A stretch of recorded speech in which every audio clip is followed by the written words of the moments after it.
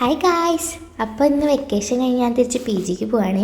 കുറച്ചധികം നാൾ വീട്ടിലിരുന്നിട്ട് ഇനി വീണ്ടും കോളേജിലേക്ക് പഠിക്കാൻ പോകണല്ലോ എന്ന് ആലോചിക്കുമ്പോഴുള്ള നല്ല മടി എനിക്കുണ്ട് കേട്ടാ. പിന്നെ പോകാണ്ട് വേറെ നിവർത്തിയില്ലല്ലോ.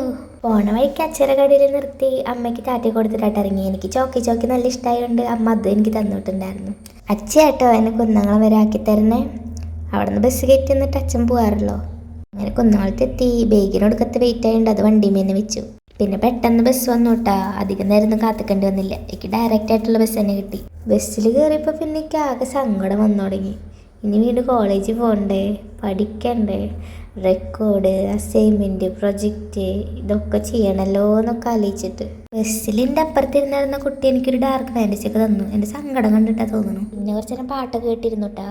പോണ വഴിക്ക് ബ്ലോക്ക് കിട്ടുമോ എന്നുള്ളൊരിതൊക്കെ ഉണ്ടായിരുന്നു കേട്ടോ എനിക്ക്. പിന്നെ എന്തോ ഭാഗ്യത്തിന് ബ്ലോക്ക് ഉണ്ടായില്ല, അതുകൊണ്ട് പെട്ടെന്ന് എത്തി. പിന്നെ ആ ഒടുക്കത്തെ ബാഗിൻ്റെ വെയിറ്റും അത് താങ്ങിയിട്ട് നടക്കാൻ അത്ര എളുപ്പമില്ല. കുറച്ചധികം കഷ്ടപ്പെട്ടു ഞാൻ നടന്ന് പ്രൈവറ്റ് സ്റ്റാൻഡ് എത്താനായിട്ട്. പിന്നെ ഞാൻ വീട്ടിൽ നിന്ന് ഇറങ്ങിയ പിന്നെ ഒരു തുള്ളി വെള്ളം കുടിച്ചിട്ടില്ല.